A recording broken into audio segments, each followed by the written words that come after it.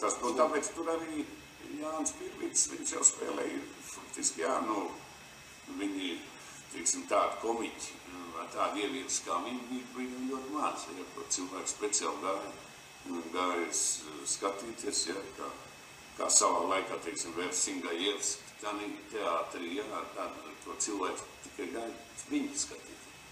Ja šodien, diemžēl, kaut kā mūsu teātros ļoti maz ir spilgts personības. Tā, ka tu ej uz to teātri tikai tāpēc, ka es gribu redzēt viņu, konkrēti vienā. Hariju Liepiņu un vai Edgars Pāvulu, vai Viju Artmanu. Kaut ko tam, viņš tas šodien kaut kā drusīgi. Viņš ir tāds.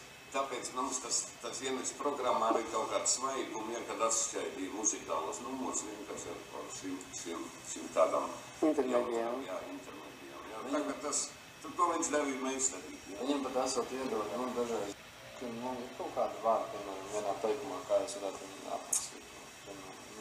Mēs varētu... Teiksim, mākslinieckā. Man bija tā lieta, ka mēs vienmēr muziķi.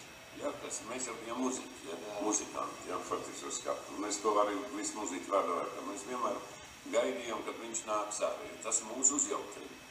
Ja, to, ko viņš darīja, ja bieži vien tā bija arī improvizācija, izejot no tā, bet viņam bija vairāk tie viņa slaveni, tie mimiskie numuri, ja tāds kaut kāds pārrodījis, tāds pats kaut publika vienmēr uzņēma, un līdz ar to šitā, es viņus nesaucu par koncertiem un koncertīgāziem. Viņš bija, to, ko mēs saucam, tas ir mākslinieks, ja galvenais, tas, to, ko viņš darīja, neviens cits vairs būtībā nav darījis. Ja tas viss tā kaut ko, viņi arī izbeidzās. Es rakstīšu grāmatu, viņam jautāja, ko tu domā par Jānu Pirvits? Viņš zināja. Viņš atbildēja, viņš diemžēl otrkārt nav. Viņš nav redzējis personīgi. Būtībā tā tas ir.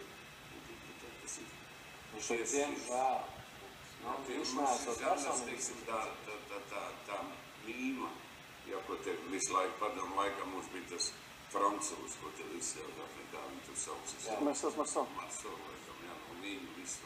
Rādīja vēļus. Jā, bet Jānis jau bija viens un pirmaņi to Latviju. Tas ir interesants. Televīzijā, radiofonā nekur nekas nav saglabājies, kur Pirvits varētu būt redzams. Viņš saglabā pamata tiem, kas dziedāja. Viņš nedziedāja. Nu jā, viņš nedziedāja. Tas nebija viņa amploā, jā, viņš to nedarīja.